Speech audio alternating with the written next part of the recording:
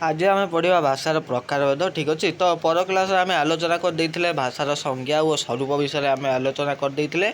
तो जो मैंने भी वीडियो देखी ना मुझे डिस्क्रिप्शन में लिंक देदेवी से जाकि देखी दिंतु। तो चलतु आज आम आलोचना करवा भाषार प्रकारभेद ठीक अच्छे। कौन कौन भाषार प्रकारभेद रही अच्छी चलतु आम आज आलोचना। एक आसला कौन मूल भाषा ओरिजिन लैंग्वेज। ओके तो चलतु आम आलोचना करवा मूल भाषा। जो प्राथमिक भाषारू बहु शाखा प्रशाखार भाषा सृष्टि होता है ताको मूल भाषा भाव में विवेचना करा जाए। बुझिपारे जो प्राथमिक भाषा को बहु शाखा और प्रशाखारू सृष्टि होता है ताको मूल भाषा बोली कहुए। यही रूप इतिहास रे आधारित स्थानगत रुचिगत और सांस्कृतिक मनोगत परिवर्तन सूत्रे मूल भाषा रे संगठित रीति रे एथिरे नाना धरणर रूपांतर घटी थाए। यही रूपांतर क्रमे मूल बा प्रकृत उच्च भाषा को नाना शाखा प्रशाखा देई विकसित होता है। उदाहरण स्वरूप कौन देखा इंडो यूरोपीय भाषा को एठारे निया जाई पारे। भाषार पारिवारिक वर्गीकरण प्रक्रिया रे एही भाषा को यूरोपीय और भारतीय भाषा गुड़िकर मूल रूप भाव में विचार करा जाता है। यार पाश्चात्य रही परिवेशर परिवर्तन खाद्य और बासस्थान उद्देश्यर मूल स्थान मूल भाषिक गोष्ठी अन्यत्र विक्षिप्त होगा। यह द्वारा नूतन भूखंडरे नूतन प्रक्रियार जीवन धारण स्वाभाविक भाव रुहति। यही धारा रे मूल भाषा को आधार करी भाषार हुए रूपांतर और नवीकरण। यही कारण मूल भाषा को भित्तिभूमि रूपे ग्रहण करी सेथिरु उत्पन्न विविध नूतन शाखाधर्मी भाषार निर्माण करने संभव होता है। पुणी परिवर्तन भाषाभाषी मानकर स्थानांतर जोगु बहु शाखा प्रशाखारे विभक्त होई परिवर्तित रूप धारण करे। यही भली भावे इंडो यूरोपीय मूल भाषार तीनोटी मुख्य शाखा ग्रीक भारत ईरानी व लाटिन रे भारत ईरानी शाखा परवर्ती समय रे भारतीय आर्यभाषा प्रशाखा भाव में परिचित होइथिबार जणा जाए। परवर्ती समय रे एही प्रशाखारू संस्कृत पाली प्रकृत अपभ्रंश आदि क्षुद्र क्षुद्र प्रशाखा सृष्टि होइथिबार जना जाए। तापर दुई रे देखिबा उपभाषा बा विभाषा। कौन सी भाषा संप्रदाय अंतर्गत क्षुद्र क्षुद्र भाव में विभक्त गोष्ठी तथा अंचलर भिन्नता क्रमे बास करुवा अधिवासी मध्य भावर आदान प्रदान पाई प्रचलित भाषा को उपभाषा कहुए। बुझिपारे कौन सी भाषा संप्रदाय अंतर्गत क्षुद्र क्षुद्र भाव में विभक्त गोष्ठी तथा अंचलर विभिन्न क्रमे बास करुवा माने गोटे भाषा क्षुद्र क्षुद्र आकार सबु अंचल बास करुवा को आमे उपभाषा बोली कही था। भौगोलिक वातावरण भिन्नता और प्राकृतिक अंचलर भिन्नता क्रमे उपभाषा प्रमाणित भाषा रु सामान्य भिन्न रूप ग्रहण करी सृष्टि होता है। यही भाषार ध्वनि प्रतीक गुड़िकर उच्चारण पद्धति स्वतंत्र आंचलिक भौगोलिक गुरुत्व और भिन्नता को नहीं उपभाषा को निर्दिष्ट अंचलर परिसीमा मध्य आंचलिक भाषा नाम नामित करा जाय पारे।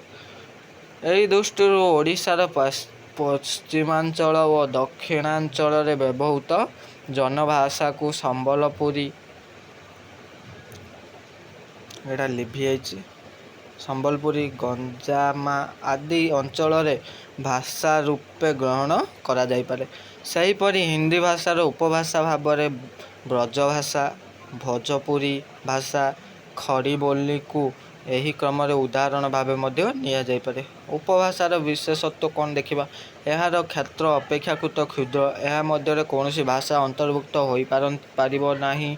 यह मूल भाषा ठार उत्पन्न तेणु भाषा जननी हेले तार अली अली कन्या प्रमाणिक भाषा साहाय्य भिन्न भिन्न उपभाषा गुड़िक मध्य संपर्क निर्णय करने सहज होता है। यह लोक साहित्य रचना और कथोपकथन रे केवल व्यवहृत। यार दुईटी सीमित रूप होउची बोली और व्यक्ति बोली। यही भाषा व्यवहार करुथिबा व्यक्ति मानकर उच्चारण पद्धति समान। एथिरे रूप रचना वाक्य ବାକ୍ୟ ରଚନା ଶବ୍ଦାବଳୀ ତଥା ଅର୍ଥ ସମ୍ବନ୍ଧୀୟ କୌଣସି ପ୍ରକାରର ସ୍ପଷ୍ଟ ଉଲ୍ଲେଖଯୋଗ୍ୟ ପାର୍ଥକ୍ୟ ପରିଲକ୍ଷିତ ହୁଏ ନାହିଁ। ଆଉ ଦେଖିବା ବ୍ୟକ୍ତି ବୋଲି କ'ଣ? କୌଣସି ବ୍ୟକ୍ତିବିଶେଷ ବା ପରିବାର ବିଶେଷର ବ୍ୟବହୃତ ଭାଷାକୁ ବ୍ୟକ୍ତି ବୋଲି କୁହାଯାଏ। ଧ୍ୱନି ଉଚ୍ଚାରଣ ଓ ପଦ ପ୍ରୟୋଗରେ ଏହା ଉପଭୋଗଠାରୁ କେତେକାଂଶରେ ସ୍ୱତନ୍ତ୍ର। ଯଥାର୍ଥରେ ଏହା ଭାଷାର ସଂକୀର୍ଣ୍ଣତମ ତଥା ଲଘୁତମ ରୂପ ବୋଲି ଦେଖିବା।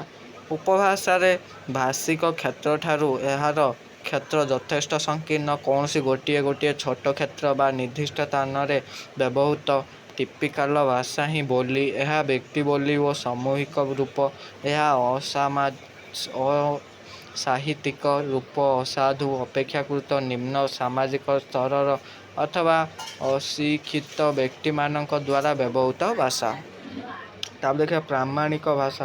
ଯେଉଁ ବଳିଷ୍ଠ ଆଞ୍ଚଳିକ ଭାଷା ତଥା ଉପଭାଷା ଅନ୍ୟ ସହଯୋଗୀ ଉପଭାଷାମାନଙ୍କ ଉପରେ ନିଜର ସାହିତ୍ୟିକ ଓ ସାଂସ୍କୃତିକ ଶ୍ରେଷ୍ଠତ୍ୱକୁ ଆରୋପ କରି ପ୍ରତିନିଧିତ୍ୱ ସାଧନ ଭିତ୍ତିରେ ସର୍ବସାଧାରଣ ଭାଷା ରୂପେ ବ୍ୟବହୃତ ହୋଇଥାଏ, ତାହାକୁ ପ୍ରାମାଣିକ ଭାଷା କୁହାଯାଏ। ବିଶେଷତଃ ଏହା ଅନ୍ୟାନ୍ୟ ଉପଭାଷାଗୁଡ଼ିକର ସାଧାରଣ ଲକ୍ଷଣ ଓ ଆଦର୍ଶଗୁଡ଼ିକୁ ଆଶ୍ରୟ କରି ଭାବ ବିନିମୟର ସାଧାରଣ ମାଧ୍ୟମ ରୂପେ ସ୍ୱୀକୃତି ଲାଭ କରିଥାଏ। ସାହିତ୍ୟ ରଚନା, ଶିକ୍ଷା ଆଦାନପ୍ରଦାନ, ଶାସନ ପରିଚାଳନା ଓ ସମ୍ବାଦ ସରବରାହ ଇତ୍ୟାଦି କ୍ଷେତ୍ରରେ ଏହି ଭାଷା ସର୍ବସମ୍ମତିକ୍ରମେ ମାଧ୍ୟମ ହୋଇଥାଏ।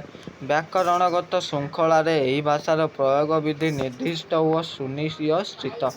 ଭାବ ବିନିମୟ ନିମିତ୍ତ ଶବ୍ଦଗତ ପ୍ରାଚୁର୍ଯ୍ୟ ଭିତ୍ତିରେ ଏହି ଭାଷା ଅନ୍ୟ ଉପଭାଷାମାନଙ୍କ ଆଦର୍ଶ ରୂପେ ଗ୍ରହଣୀୟ ହୋଇଥାଏ।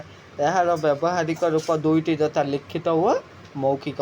ଲିଖିତ ରୂପରେ ଶୁଦ୍ଧତା ଓ ବ୍ୟାକରଣ ଶୃଙ୍ଖଳାପୂର୍ଣ୍ଣ ମାତ୍ରାରେ ସୁରକ୍ଷିତ ଥାଏ, ମାତ୍ର ମୌଖିକ ରୂପରେ ବ୍ୟାକରଣ ନିୟମ ଓ ଶୁଦ୍ଧତା ଅପେକ୍ଷା ଆଞ୍ଚଳିକ କଥନ ଭଙ୍ଗୀରେ ଅଧିକ ପ୍ରାଧାନ୍ୟ ଥାଏ। ଓଡ଼ିଶାର ବିଭିନ୍ନ ସ୍ତରରେ ପ୍ରଚଳିତ ଥିବା ସମ୍ବଲପୁରୀ, ବାଲେଶ୍ୱରୀ ଓ ଗଞ୍ଜାମୀ ଆଦି ଉପଭାଷାଗୁଡ଼ିକର ଆଦର୍ଶ ତଥା ମାନକ ଭାଷା ରୂପେ ଓଡ଼ିଶାର ପ୍ରମାଣିତ ଭାଷା ହେଉଛି ଓଡ଼ିଆ। ରାଷ୍ଟ୍ରଭାଷା, ଜାତୀୟ ଭାଷା। ଯେତେବେଳେ ଗୋଟିଏ ବଳିଷ୍ଠ ପ୍ରାମାଣିକ ଭାଷା ଅନ୍ୟାନ୍ୟ ଭୂଖଣ୍ଡରେ ପ୍ରମାଣିତ ଭାଷାମାନଙ୍କ କ୍ଷେତ୍ରରେ ପରିବ୍ୟାପ୍ତ ହୋଇ ଭିନ୍ନ ଭିନ୍ନ ଭାଷାମାନଙ୍କର ପାରସ୍ପରିକ ଭାବ ଓ ବିଚାରର ଆଦାନ ପ୍ରଦାନ ମାଧ୍ୟମ ରୂପେ ସମସ୍ତଙ୍କ ଦ୍ୱାରା ସ୍ୱୀକୃତ ପାଇ ସମଗ୍ର ରାଷ୍ଟ୍ରର ଧାରାରେ ଏହାର ପ୍ରଚଳନ ସମତା ପରିଦୃଷ୍ଟ ହୁଏ, ସେତେବେଳେ ସେହି ଭାଷାକୁ ରାଷ୍ଟ୍ରଭାଷା ବା ଜାତୀୟ ଭାଷା କୁହାଯାଇଥାଏ। ଉଦାହରଣ ସ୍ୱରୂପ ଭାରତବର୍ଷରେ ହିନ୍ଦୀ ଭାଷା ଧୀରେ ଧୀରେ ଏହି ସ୍ଥାନ ଗ୍ରହଣ କରି ରାଷ୍ଟ୍ରଭାଷାର ମର୍ଯ୍ୟାଦା ଲାଭ କରିଛି। ଏଇଟା ସର୍ଟ କୋଶ୍ଚିନ୍ ଆସିପାରେ, ନୋଟ୍ କରିଦେବେ। ଭାରତବର୍ଷରେ କେଉଁ ଭାଷା ଧୀରେ ଧୀରେ ଏହି ସ୍ଥାନ ଗ୍ରହଣ କରି ରାଷ୍ଟ୍ରଭାଷାର ମର୍ଯ୍ୟାଦା ଲାଭ କରିଛି? ହିନ୍ଦୀ ଭାଷା। ବୁଝିପାରିଲେ? ଏହା ଆପଣା ଭାଷା ପରିବାରର ଅହିନ୍ଦୀ ପ୍ରଦେଶ, ରାଜସ୍ଥାନ, ଗୁଜରାଟ, ମହାରାଷ୍ଟ୍ର, ବଙ୍ଗଳା, ଓଡ଼ିଆ, ଆନ୍ଧ୍ରପ୍ରଦେଶ, ତାମିଲନାଡୁ, କର୍ଣ୍ଣାଟକ ମାନଙ୍କରେ ମଧ୍ୟ ଧୀରେ ଧୀରେ ବହୁ ଲୋକଙ୍କର ବିଚାର ବିନିମୟର ମାଧ୍ୟମ ରୂପେ ବ୍ୟବହୃତ ହେଉଛି। ସମ୍ପ୍ରତି ଏହା ହୋଇଛି କେନ୍ଦ୍ର ସରକାରୀ ଦପ୍ତରର ପ୍ରଶାସନିକ ଭାଷା। ଏ ଦୃଷ୍ଟିରୁ ବିଚାର କଲେ କୌଣସି ରାଷ୍ଟ୍ରର ଜୀବନରେ ରାଷ୍ଟ୍ରଭାଷାର ସ୍ଥାନ ଅତୀବ ଗୁରୁତ୍ୱପୂର୍ଣ୍ଣ। ତାପରେ ଦେଖିବା 5ରେ ବିଶ୍ୱଭାଷା ବା ଅନ୍ତରାଷ୍ଟ୍ରୀୟ ଭାଷା କାହାକୁ କୁହାଯାଏ? ଚାଲନ୍ତୁ ଆମେ ଆଲୋଚନା କରିବା। ସାମ୍ପ୍ରତିକ ଯୁଗରେ ଜ୍ଞାନ ବିଜ୍ଞାନର ପ୍ରଗତି ଓ ଗମନାଗମନ ଶୃଙ୍ଖଳିତ ସହଜ ବ୍ୟବସ୍ଥା ସୂତ୍ରେ ରାଷ୍ଟ୍ର ମଧ୍ୟରେ ସାଂସ୍କୃତିକ, ରାଜନୀତିକ, ବାଣିଜ୍ୟିକ ତଥା ମାନବୀୟ ସମ୍ପର୍କର ଯୋଗସୂତ୍ର ରୂପେ ସମଗ୍ର ବିଶ୍ୱରେ ଏକ ପ୍ରମୁଖ ମାନବ ଭାଷା ରୂପେ ଇଂଲଣ୍ଡର ପ୍ରାମାଣିକ ଭାଷା ଇଂରାଜୀକୁ ବିଶ୍ୱଭାଷାର ମାନ୍ୟତା ପ୍ରଦାନ କରାଯାଇଛି।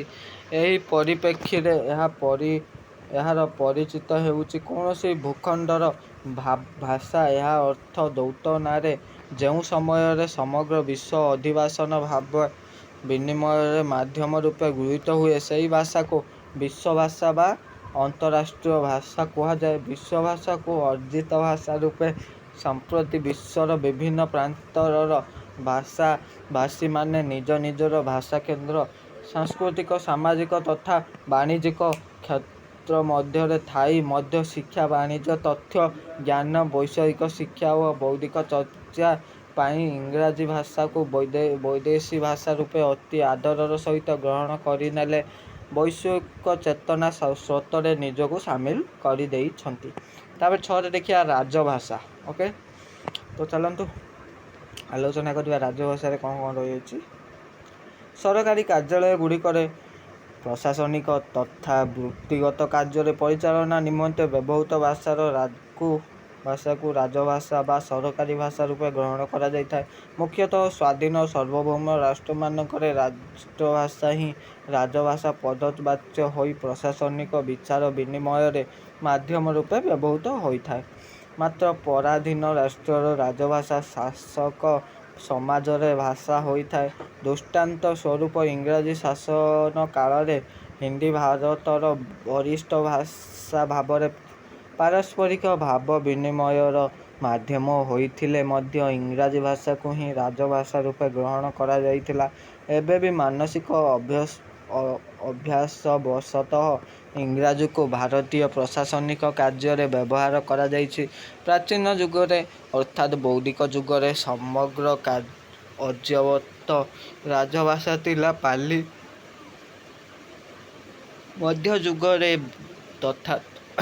ମଧ୍ୟଯୁଗରେ ଅର୍ଥାତ୍ ମୋଗଲ ରାଜତ୍ୱ କାଳରେ ଭାରତର ରାଜଭାଷା ଥିଲା ପାରସିକ ବା ଫାର୍ସି। ଦେଖିବା ମାତୃଭାଷା। ସାଧାରଣତଃ ଜନ୍ମଗତ ପରିବେଶ, ପାରିବାରିକ ବାତାବରଣ ଓ ସାଂସ୍କୃତିକ ଚଳଣି ଭିତ୍ତିରେ ମାତୃକୋଳରୁ ଶିଶୁ ଯେଉଁ ଭାଷା ଅର୍ଜନ କରିଥାଏ ତାହାକୁ ମାତୃଭାଷା କୁହାଯାଏ। ପାରିବାରିକ ପରିବେଷ୍ଟନୀ ଭିତରେ ମାତା, ପିତା ଓ ଆତ୍ମୀୟ ସ୍ୱଜନଙ୍କର କଥୋପକଥନକୁ ଅନୁକରଣ କରି ଶିଶୁଟି ନିଜର ଆଶା, ଆକାଂକ୍ଷା, ବିସ୍ମୟ, ଜିଜ୍ଞାସା ଓ ଆବଶ୍ୟକତା ଆଦିକୁ ପ୍ରକାଶ କରିବା ନିମନ୍ତେ ଯେଉଁ ଅର୍ଥପୂର୍ଣ୍ଣ ଧ୍ୱନି ସଂକେତଗୁଡ଼ିଏ ମାଧ୍ୟମ ରୂପେ ଗ୍ରହଣ କରିଥାଏ, ତାହା ହିଁ ମାତୃଭାଷାର ମୂଳ ଉପାଦାନ। ଜନ୍ମଠାରୁ ମରଣ ପର୍ଯ୍ୟନ୍ତ ମଣିଷର ସମଗ୍ର ଜୀବନକାଳ ଏହି ମାତୃଭାଷାକୁ ଆଶ୍ରୟ କରି ବିକାଶ ଲାଭ କରିଥାଏ। ଏହି ପରିପ୍ରେକ୍ଷୀରେ ମାତୃଭାଷା ହେଉଛି ମାଆକୁ ଅନୁସରଣ କରି ଅର୍ଜନ କରିଥିବା ଭାଷା। ପ୍ରଥମରୁ ଜନ୍ମ କ୍ଷେତ୍ରରୁ ପରିବେଶ ଓ ପାରିପାର୍ଶ୍ୱିକ କ୍ଷେତ୍ରରେ ଏହାର ଶିକ୍ଷା କରାଯାଇଥାଏ। ଏହାଦ୍ୱାରା ମଣିଷ ତା'ର ସ୍ୱତନ୍ତ୍ର ପରିଚୟ ପାଏ ଓ ଅନ୍ୟ ଭାଷାଭାଷୀଙ୍କ ଦ୍ୱାରା ନିଜର ଭାଷାର ପରିଚୟରେ ପରିଚିତ ହୁଏ। ଏଥିରେ ଭାବ ବିନିମୟ ଅବାଧ କରିହୁଏ। ସମ୍ପ୍ରତି ସରକାର ନୂତନ ପାଠ୍ୟକ୍ରମରେ ମାତୃଭାଷା ମାଧ୍ୟମରେ ଶିକ୍ଷାଦାନକୁ ଅଧିକ ଗୁରୁତ୍ୱ ଦେଉଛନ୍ତି, ଯାହାକି ଅଧ୍ୟୟନ ନିମିତ୍ତ ସହଜ ଓ ସୁବୋଧ୍ୟ ହେବାରେ ସହାୟକ ହୋଇଥାଏ। 8ରେ ଦେଖିବା ଦ୍ୱିତୀୟ ଭାଷା। ବକ୍ତା ତା'ର ମୌଳିକ ଭାଷା ମାତୃଭାଷା ବ୍ୟତିରେକ ଯେତେବେଳେ ଅନ୍ୟ ଏକ ଭାଷାକୁ ନିଜର ଭାବ ବିନିମୟର ଭାଷା ରୂପେ ଗ୍ରହଣ କରି ନେଇଥାଏ, ସେତେବେଳେ ସେହି ଅତିରିକ୍ତ ଭିନ୍ନରୂପୀ ଭାଷା ତା'ର ଦ୍ୱିତୀୟ ଭାଷା ଭାବରେ ସ୍ୱୀକାର କରାଯାଇଥାଏ। ମାତୃଭାଷାର ପରିପୂରକ ତଥା ଅନୁପୂରକ ଭାଷା ଭାବରେ ଭାବର ଆଦାନପ୍ରଦାନ କ୍ଷେତ୍ରରେ ଭାଷିକ ପ୍ରତିବେଶୀ ଭାଷା ଓ ବିଦେଶୀ ଭାଷାକୁ ନିଜର ପ୍ରୟୋଜନୀୟ ଭିତ୍ତିରେ ଦ୍ୱିତୀୟ ଭାଷା ରୂପେ ଅର୍ଜନ ଓ ବ୍ୟବହାର କରିଥାଏ। ଅର୍ଥାତ୍ ଅନ୍ୟର ଏକ ଭାଷାକୁ ଜଣେ ସେହି ଭାଷାର ପରିବେଷ୍ଟନୀ ଭିତରେ ଆବଶ୍ୟକତା ଅନୁସାରେ ଶିଖି ବ୍ୟବହାର କଲେ ତାହାକୁ ବ୍ୟବହାରକାରୀର ଦ୍ୱିତୀୟ ଭାଷା ଭାବେ ଗ୍ରହଣ କରାଯାଏ। ଉଦାହରଣ ସ୍ୱରୂପ ଚେନ୍ନାଇରେ ବୃତ୍ତି ନିର୍ବାହ କରୁଥିବା ଓଡ଼ିଆ ଭାଷା ବ୍ୟକ୍ତି ନିମନ୍ତେ ଓଡ଼ିଆ ଯଦି ହେବ ତା'ର ପ୍ରଥମ ଭାଷା ବା ମାତୃଭାଷା, ତେବେ ତାଲିମ ହେବ ତା' ପାଇଁ ଦ୍ୱିତୀୟ ଭାଷା। ବୈଷୟିକ ଭାଷା। 9ରେ ଦେଖିବା ବୈଷୟିକ ଭାଷା କ'ଣ କ'ଣ ରହିଛି। ମଣିଷ ଏକ ସାମାଜିକ ପ୍ରାଣୀ ଭାବରେ ସମାଜରେ ତା'ର ସ୍ଥିତି ଭିତ୍ତିରେ କିଛି ନା କିଛି କର୍ମ ସହିତ ଜଡ଼ିତ। ତା'ର ଏହି ସ୍ଥିତି, କାର୍ଯ୍ୟ ବା ବ୍ୟବସାୟିକ ଭାଷାରେ କେତେକ ସ୍ୱାତନ୍ତ୍ର୍ୟ ବା ବୈଚିତ୍ର୍ୟ ଥାଏ। ଯେପରି 1ରେ ବ୍ୟବସାୟ ବା ଚାକିରି ଦୃଷ୍ଟିରୁ କୃଷକ, କୁମ୍ଭାର, ବଢ଼େଇ, ତନ୍ତୀ, ସୁନାରୀ, ଦର୍ଜି, ଶିକାରୀ, ଡାକ୍ତର, ଅଧ୍ୟାପକ, ଓକିଲ, ଦୋକାନୀ, ପୁରୋହିତ ଇତ୍ୟାଦି। 2ରେ ଶିକ୍ଷା ଦୀକ୍ଷା ବିଜ୍ଞାନ ଦୃଷ୍ଟିରୁ ଛାତ୍ର, ଦାର୍ଶନିକ, ଅର୍ଥଶାସ୍ତ୍ରବିତ୍, ମନସ୍ତତ୍ତ୍ୱବିତ୍, ପଦାର୍ଥବିଜ୍ଞାନୀ, ରସାୟନ ବିଜ୍ଞାନୀ ଇତ୍ୟାଦି। ଏମାନଙ୍କର ଭାଷା ହିଁ ସେମାନଙ୍କୁ ସମାଜରେ ଏକ ଏକ ସ୍ୱତନ୍ତ୍ର ଶ୍ରେଣୀରେ ପରିଚିତ ହୋଇଥାଏ। ଉଦାହରଣ ସ୍ୱରୂପ ଇଂରାଜୀ ପଢ଼ୁଆ ବ୍ୟକ୍ତିମାନେ କଥାବାର୍ତ୍ତା କଲାବେଳେ ବହୁ ପରିମାଣରେ ଜାଣତରେ ହେଉ ବା ଅଜାଣତରେ ହେଉ ଇଂରାଜୀ ଶବ୍ଦର ବହୁଳ ବ୍ୟବହାର କରିଥାନ୍ତି। ଠିକ୍ ସେହିପରି କଚେରୀ ବା କୋର୍ଟରେ କାମ କରୁଥିବା ବ୍ୟକ୍ତିମାନଙ୍କ ଭାଷାରେ ବହୁ ଇଂରାଜୀ, ଫାର୍ସି, ଆରବୀ ଶବ୍ଦର ବ୍ୟବହାର ଦେଖିବାକୁ ମିଳେ। ଏତଦ୍ଭିନ୍ନ ସମାଜରେ ବିଭିନ୍ନ ଧାର୍ମିକ ଅନୁଷ୍ଠାନ, ରାଜନୈତିକ ସଂସ୍ଥା, ସାହିତ୍ୟିକ ଗୋଷ୍ଠୀ ତଥା ଛାତ୍ର ସମାଜ ପ୍ରଭୃତିଙ୍କ ଭାଷାରେ ମଧ୍ୟ କେତେକ ସ୍ୱତନ୍ତ୍ର ସ୍ୱତଃ ବାରି ହୋଇପଡ଼େ। କାରଣ ଭାଷାରେ ଇଂରାଜୀ ଭାଷାର ପ୍ରଭାବ ତ କାହାରି ଭାଷାରେ ଅଧିକ, ସଂସ୍କୃତ, ହିନ୍ଦୀ କାହାର ଭାଷାରେ ଗାଉଁଲି ଭାଷାର ପ୍ରଭାବ ଅଧିକ ବ୍ୟବହୃତ ହୋଇଥିବାର ଦେଖାଥାଏ। ଅପଭାଷା କ'ଣ ଦେଖିବା 10ରେ। ଆଭିଧାନିକ ଅର୍ଥ ପ୍ରତିଟି ଦିଗରୁ ବିଚାର କଲେ ବିକୃତ ଉଚ୍ଚାରଣମୂଳକ ଭାଷା ଅଥବା ଅଶିଷ୍ଟ ଭଙ୍ଗୀର ଭାଷାକୁ ଅପଭାଷା କୁହାଯାଏ। ଏଥିରୁ ଏହାର ଦୁଇଟି ରୂପ ସ୍ପଷ୍ଟ, ଯଥା ବିକୃତ ଭାଷା ଓ ଅଶିଷ୍ଟ ଭାଷା। 1ରେ ବିକୃତ ଭାଷା କ'ଣ ଦେଖିବା। ଏକ ଭାଷାଗୋଷ୍ଠୀ ବା ସମ୍ପ୍ରଦାୟର ବ୍ୟକ୍ତି ଯଦି ଅପର ଭାଷାକୁ ଭଲ କରି ନ ଶିଖି ଉଚ୍ଚାରଣ କରେ ବା ପଦ ବା ରଚନାରେ ଭ୍ରମ ସୃଷ୍ଟି କରେ, ସେହି ଅବସ୍ଥାରେ ଭାଷାର ବିକୃତ ଘଟି ଅପଭାଷା ସୃଷ୍ଟି ହୁଏ। ଉଦାହରଣ ସ୍ୱରୂପ ପ୍ରାଚୀନ କାଳରୁ ଭାରତବର୍ଷକୁ ଆସିଥିବା ବିଦେଶୀମାନେ ସଂସ୍କୃତ ଭାଷା ଓ ହିନ୍ଦୀ ଭାଷାର ପ୍ରୟୋଗ ସମୟରେ ଅପଭାଷୀ ରୂପେ ଉଚ୍ଚାରଣଗତ ବିକୃତ ଘଟାଇଥିଲେ। ଏହି କାରଣରୁ ଓଡ଼ିଆରେ ଇଂରାଜମାନଙ୍କ ବିକୃତ ଉଚ୍ଚାରଣ କ୍ରମେ କଟକ, ବାଲାସୋର ହୋଇଛି। ଅଶିଷ୍ଟ ବା ଅଶ୍ଳାଳ ଭାଷା। କେତେକ କ୍ଷେତ୍ରରେ ଶବ୍ଦର ଯଥାର୍ଥ ପ୍ରୟୋଗରେ ଯଥା ଦକ୍ଷତା ନ ଥିବା ଯୋଗୁଁ ଉଚ୍ଛୃଙ୍ଖଳତା ଓ ସଂସ୍କାର ହୀନତା ବଶତଃ ବକ୍ତା ନିଜ ଭାଷାକୁ ମଧ୍ୟ ବିକୃତ ଉଚ୍ଚାରଣ କରିଥାଏ। ଏହାଦ୍ୱାରା ଭାଷାର ଶୁଦ୍ଧ ଓ ଶ୍ଳୀଳ ରୂପରେ ଅଶିଷ୍ଟ ବା ଅଶ୍ଳାଳ ଭାଷାର ରୂପାନ୍ତର ଘଟିଥାଏ। ଏସବୁ ଦୃଷ୍ଟିରୁ ବିଚାର କଲେ ଅପଭାଷାର କେତେକ ପ୍ରକୃତି ବା ଲକ୍ଷଣ ସ୍ୱଭାବତଃ ଦୃଷ୍ଟିରୁ ଆସେ, ଯଥା ଅପଭାଷାର ଲକ୍ଷଣ। ଏଥିରେ ଶାସ୍ତ୍ରୀୟ ଆଦର୍ଶ, ଶୁଦ୍ଧତା, ଶ୍ଳାଳତା ଆଦିର ଉପେକ୍ଷା କରାଯାଇଥାଏ। ଶବ୍ଦ ନିର୍ମାଣ ନିୟମର ଉପେକ୍ଷା ଫଳରେ ନୂତନ, ବିକୃତ ଓ ବିଚିତ୍ର ଶବ୍ଦ ସୃଷ୍ଟି ହୁଏ। ଯେପରି ହିନ୍ଦୀ ଭାଷାରେ ତଣ୍ଡୋଲି, ଅଗଡ଼ଧରି, ଓଡ଼ିଆରେ ଅତିଷ୍ଠ, ଅଫୁରନ୍ତ, ଘୁମନ୍ତ, ଚୁରମାର, ସଜା ଇତ୍ୟାଦି।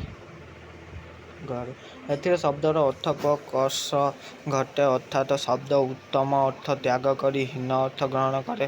ଯେପରି ସାଉଁଳେଇବା, ତେଲ ମାରିବା, ଗୋଲ ମାରିବା, ଉଣ୍ଡିବା, ସାକୁଳେଇବା, ଗିଳେଇବା, ହେଞ୍ଜିବା ଇତ୍ୟାଦି। ଏହା କୌଣସି ଏକ ବିଶେଷ ଶ୍ରେଣୀ, ସାମାଜିକ ବିଭାଗ ଓ ସମବୟସ୍କମାନଙ୍କ ମଧ୍ୟରେ ସାଧାରଣତଃ ପ୍ରଚଳିତ ହୋଇଥାଏ। ଏହା ସୀମିତ ପରିସର ମଧ୍ୟରେ ଲୋକପ୍ରିୟତା ଲାଭ କରିଥାଏ, ଯଥା ଶଳା, ହ୍ୟାପ୍, ବେଲମାନ ଇତ୍ୟାଦି। ଅପଭାଷାର ଏହି ଲକ୍ଷଣରୁ ସ୍ପଷ୍ଟ ପ୍ରତୀୟମାନ ହୁଏ ଯେ ଏହାର ନିର୍ମାଣ ଓ ପ୍ରୟୋଗ ବେଳେ ଶୈକ୍ଷିକ, ସାଂସ୍କୃତିକ ଓ ନୈତିକ ଦିଗ ପ୍ରତି ସେତେଟା ସଂସ୍କାରହୀନତା ଯୋଗୁଁ ଏହା ଅପଭାଷା ରୂପ ଦିଏ। ଏହି କାରଣରୁ ମାନବ ଭାଷାରେ ବୋଲିଭାଷା ପ୍ରଚଳନ ଦେଖିବାକୁ ମିଳିଥାଏ। 11ରେ ସଂକର ଭାଷା। ବିଶେଷ ଉଦ୍ଦେଶ୍ୟ ରଖି ପ୍ରୟୋଜନବଶତଃ ଦୁଇ ବା ତତୋଧିକ ଅସଂପୃକ୍ତ ଭାଷା କାର୍ଯ୍ୟକାରଣ ଲକ୍ଷ୍ୟରେ ପରିପୂରକ ନିମନ୍ତେ ମିଳିତ ହୋଇ ଯେଉଁ ସହଜ ବୋଧଗମ୍ୟ ନୂତନ ଭାଷା ସୃଷ୍ଟି କରିଥାନ୍ତି, ସେହି ଭାଷାକୁ ମିଶ୍ର ଭାଷା ବା ସଂକର ଭାଷା କୁହାଯାଇଥାଏ। ଏହି କ୍ରମରେ କ୍ରମବିକ୍ରୟର ସୁବିଧା ନିମନ୍ତେ ବିଶ୍ୱରେ ଯେଉଁ କେତୋଟି ଭାଷା ସୃଷ୍ଟି ହୋଇଛି, ସେଗୁଡ଼ିକ ହେଉଛି ପିଜିନ୍ ଇଂରାଜୀ। ଇଂରେଜମାନେ ବାଣିଜ୍ୟିକ ସୁବିଧା ନିମନ୍ତେ ଏବଂ ସାମ୍ରାଜ୍ୟବାଦୀ କାର୍ଯ୍ୟର ପରିଚାଳନା ଉଦ୍ଦେଶ୍ୟରେ ବିଭିନ୍ନ ସ୍ଥାନରେ ସ୍ଥାନୀୟ ଭାଷା ସହିତ ଇଂରାଜୀ ଭାଷାକୁ ମିଶାଇ ଅନେକ ମିଶ୍ର ଭାଷା ସୃଷ୍ଟି କରିଥିଲେ। ଚୀନ, ଜାପାନ ଓ କାଲିଫର୍ଣ୍ଣିଆରେ ପ୍ରଚଳିତ ପିଜନ୍ ଇଂରାଜୀ ଏହି ମିଶ୍ର ଭାଷାର ଏକ ନମୁନା। ମୂଳ ସହଜ ଇଂରାଜୀ ଶବ୍ଦରେ ଚୀନ ଭାଷାର ଧ୍ୱନି ପ୍ରକ୍ରିୟା ଓ ବ୍ୟାକରଣରେ ବ୍ୟାକରଣିକ ବିଧି ସମ୍ପନ୍ନ ନୂତନ ଶବ୍ଦ ମିଶି ଏହି ଭାଷାରେ ସୃଷ୍ଟି ହୋଇଛି। ଏକରେ ଇଂରାଜୀ ବିଜନେସ୍ ଶବ୍ଦର ଚୀନ ଉଚ୍ଚାରିତ ହେଉଛି ପିଜିନ୍। ଏହି ଭାଷାରେ ଇଂରାଜୀ ଶବ୍ଦ ପରିମାଣ ବେଶୀ ଓ ଚୀନ ଶବ୍ଦର ପରିମାଣ ଅଳ୍ପ। ଏଥିରେ ଇଂରାଜୀ ଶବ୍ଦ ଚୀନ ଭାଷାର ଧ୍ୱନି ପ୍ରକ୍ରିୟା ଏବଂ ବ୍ୟାକରଣ ପ୍ରଭାବ ଅଧିକ। ଅଷ୍ଟାଦଶ ଶତାବ୍ଦୀରେ ଏହି ଭାଷାର ସୃଷ୍ଟି। ଏହି ଭାଷା ଚୀନ, ଜାପାନ ଓ କାଲିଫର୍ଣ୍ଣିଆରେ ପ୍ରଚଳିତ ଏକ ବ୍ୟବସାୟିକ ଭାଷା। ତାପରେ ଗରେ ମରସମ କ୍ରେଓଲ ଖ୍ରୀଷ୍ଟପୂର୍ବ 1715 ଖ୍ରୀଷ୍ଟାବ୍ଦରେ ଫରାସୀମାନଙ୍କ ଦ୍ୱାରା ମରିସମ ଦ୍ୱୀପ ଅଧିକୃତ ଓ ଅଧ୍ୟୁଷିତ ହେବା ପରେ କୃଷି କାର୍ଯ୍ୟ ଓ ଗୃହ କାର୍ଯ୍ୟରେ ସାହାଯ୍ୟ କରିବା ଲାଗି ମାଡାଗାସ୍କରକୁ ଶ୍ରମଜୀବୀ ରୂପେ ଅନେକ ନିଗ୍ରୋମାନଙ୍କୁ ଅଣାଯାଇଥିଲା। ଉଭୟଙ୍କର କଥୋପକଥନ ସୁବିଧା ପାଇଁ ଏହା କ୍ରେଓଲ ମିଶ୍ରିତ ଭାଷା। ପରେ ଅର୍ଥାତ୍ ଖ୍ରୀଷ୍ଟପୂର୍ବ 1810ରେ ଇଂରେଜମାନେ ମରିସସ୍ ଦ୍ୱୀପକୁ ଅଧିକାର କରି ସେଠାରେ ଇଂରାଜୀ ଭାଷାର ପ୍ରଚଳନ କରିଥିଲେ ମଧ୍ୟ ଏହି ମିଶ୍ରିତ ଭାଷା ଲୋପ ପାଇ ନଥିଲା। ଏହି ଭାଷାରେ ଅଧିକାଂଶ ଶବ୍ଦ ଫରାସୀ, ଅଳ୍ପ ଶବ୍ଦ ନିଗ୍ରୋ। ଏଥିରେ ଫରାସୀ ଭାଷାରେ ପ୍ରଚଳିତ ବର୍ଣ୍ଣନା ରୀତି ରକ୍ଷିତ ହୋଇନାହିଁ। ଯେତେଦୂର ସମ୍ଭବ ଏଥିରେ ବ୍ୟାକରଣଗତ ସରଳ ଏକବଚନ ବହୁବଚନର ଭେଦ ରୂପ ନାହିଁ। ଏଥିରେ କାରକ ଓ ବିଭକ୍ତି ରୂପ ନାହିଁ। କ୍ରିୟାର ରୂପ ଅଭିନ୍ନ। ବିଶେଷ ବିଶେଷ ଶବ୍ଦ ଯୋଗେ କ୍ରିୟାର ଅତୀତ ଓ ଭବିଷ୍ୟତ କାଳ ଗଠିତ। ତାପରେ ଘରେ ଆସିଲା ଚିନୁକ। ଏହି ଭାଷାର ଉତ୍ପତ୍ତି ସ୍ଥଳ ହେଉଛି ଉତ୍ତର ଆମେରିକାର ଓରେଗନ ଅଞ୍ଚଳ। ଆଦିମ ଆମେରିକାନ୍ ଭାଷା ଚିନୁକ, ନୁଟକା ପ୍ରଭୃତି ସହିତ ଇଂରାଜୀ ଓ ଫରାସୀ ଭାଷାର ଶବ୍ଦ ସମ୍ମିଶ୍ରଣରେ ଏହି ଭାଷା ସୃଷ୍ଟି ହୋଇଛି। ଏଥିରେ ୟୁରୋପୀୟ ଭାଷା କଠିନ ଉଚ୍ଚାରଣଧର୍ମୀ ଶବ୍ଦ ଆମେରିକାନ୍ ଭାଷାର ସରଳ ଉଚ୍ଚାରଣଧର୍ମୀ ରୂପ ଗ୍ରହଣ କରିଛି। ଏଥିରେ ଆମେରିକାନ୍ ଭାଷାର କଠିନ ଉଚ୍ଚାରଣଧର୍ମୀ ଶବ୍ଦ ୟୁରୋପୀୟ ଇଂରାଜୀ ପ୍ଲସ୍ ଫରାସୀ ଭାଷାର ସରଳ ଉଚ୍ଚାରଣଧର୍ମୀ ରୂପ ଗ୍ରହଣ କରିଛି। କୃତ୍ରିମ ଭାଷା। ଏହି ଭାଷା ସ୍ୱାଭାବିକ ଭାବେ ସମାଜ ଦ୍ୱାରା ବିକଶିତ ନ ହୋଇ ବ୍ୟକ୍ତି ବା ସୀମିତ ବ୍ୟକ୍ତିବର୍ଗଙ୍କ ଦ୍ୱାରା କୃତ୍ରିମ ଭାବରେ ଗଠିତ ଏକ ଭାଷା। ଏହାକୁ ଦୁଇ ଭାଗରେ ବିଭକ୍ତ କରାଯାଇଛି ଯଥା ଗୁପ୍ତ ଭାଷା, ଘରେ ସାମାନ୍ୟ ଭାଷା। ଗୁପ୍ତ ଭାଷା ଠାର ଭାଷା।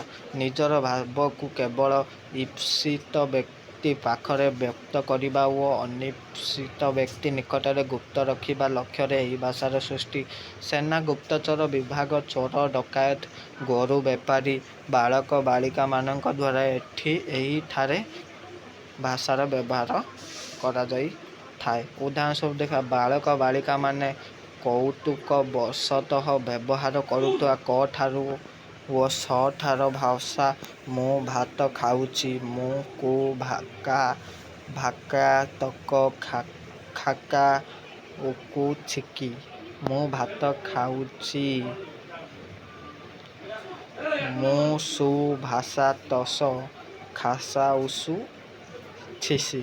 ବୁଝିପାରିଲେ? କେନ୍ଦୁଝର ରାଜାଙ୍କର ବିଶ୍ୱସ୍ତ ଦେୱାନ ଫକୀରମୋହନ ତତ୍କାଳୀନ ପ୍ରଜା ମେଳିର ଦୁର୍ଦ୍ଧର୍ଷ ଛନ୍ଦାର ଧରଣଧର ଭୂୟାଁଙ୍କ ଦ୍ୱାରା ବନ୍ଦୀ ହୋଇଥିଲା। ସେ ନିଜର ସୁରକ୍ଷା ସହିତ ମୁକ୍ତି ପାଇବା ପାଇଁ ତଥା ରାଜନବରକୁ ରକ୍ଷା କରିବା ପାଇଁ ଏହାକୁ ସୃଷ୍ଟି କରିଥିଲେ।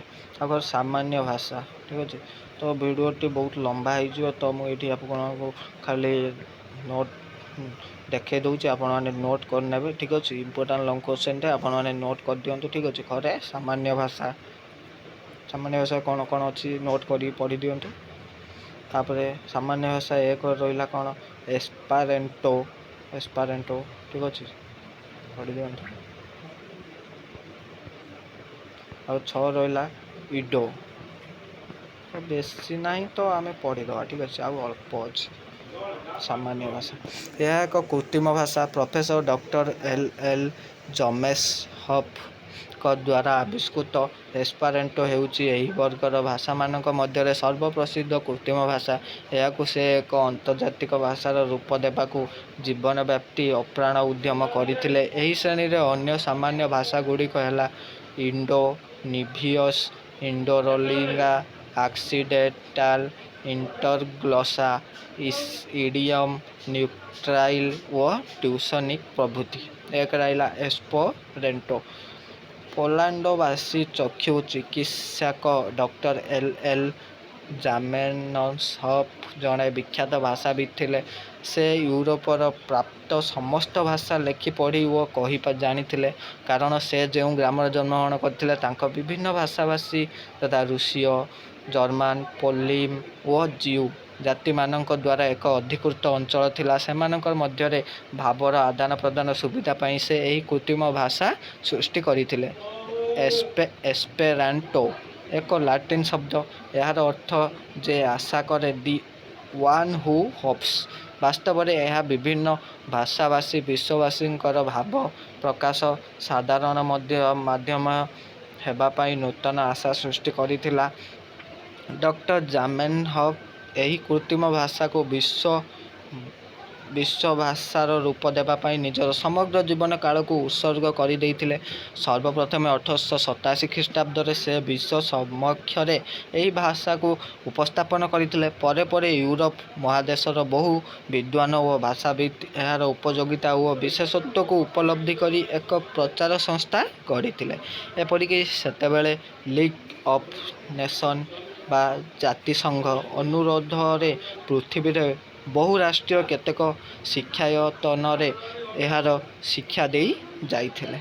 1927 ख्रीष्टाब्द में पृथ्वी रे 44टी प्रधान आकाशवाणी केन्द्र रे ए संपर्क रे प्रचार करा जाइथिला। तापर आसला कौन इडो। ठीक अच्छे, इडो कौन देखा। विंश शताब्दी रे प्रारंभ में 1907 ख्रीष्टाब्द में यूरोपर केतेक भाषाविद स्पेरांटो भाषार केतेक परिवर्तन आवश्यक बोली अनुभव करी यह अधिक उपयोगी एक नवीन भाषा रूपे विश्ववासी आगरे उपस्थापन करथिले। इंडो शब्दटी होउची एस्पेरांटोस भाषार एक शब्द जार अर्थ होउची शिशु। इंडो शब्दर अर्थ होउची शिशु। शॉर्ट क्वेश्चन आसीपारे, नोट करदेबे। इंडो शब्दर अर्थ होउची शिशु। एस्पेरांटो भाषार कठिनता एथिरे अनेक परिमाण रे दूरीभूत होइची।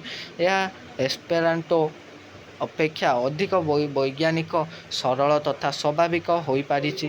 तथापि यह एजावत विश्वभाषा हेबार सौभाग्य अर्जन करिबारे सक्षम होई नाही। एतत् भिन्न भाषार अन्यान्य केतोटी रूप यथा साहित्यिक भाषा यह अधिक सांस्कृतिक, विकसित, अलंकृत, कठिन व पारस्परिक यथा संस्कृत, इंग्राजी। तापरे जीवित भाषा देखा जहाँ एबे भी समाज रे प्रचलित यथा ओडिया, हिंदी, बंगला इत्यादि। तापर मृत भाषा जहाँ अप्रचलित भाषा हो गलानी, हिट टाइप। स्त्री भाषा जहाँ केवल स्त्री माने व्यवहार करती यथा उर्दूर, रेवती व आदिवासी भाषा आरबाक। बुझिपारे। तो ये आमर गोटे इम्पोर्टाट लंग क्वेश्चन रही है। भाषार प्रकार भेद आम आलोचना करते पर क्लास आम आलोचना करदे भाषार संज्ञा स्वरूप आम आलोचना करदे। तो ये भाषार प्रकार भेद भी आम जानिले। ठीक अच्छे। तो जदि आपण मानक भिडियोटे भल लगी तो लाइक करेंगे, शेयर करेंगे और सब्सक्राइब करने को जमा भी भूलि। जदि नुआ करी यही चैनल को आसछन्ती सब्सक्राइब करी बेल आइकन उपर क्लिक कर दिंतु जहाँफल नुआ नुआ भिडियो आपण मान पाखे आसी पहुँची पार। तो ठीक अच्छे। तो एवं आपण मानक सांग मानक भी निहाती शेयर कर दिंतु जहाँफल से भी पढ़ाई निश्चित सहयोग पाइपर। तो मुझे रोची पर क्लास देखा रोली। जय जगन्नाथ।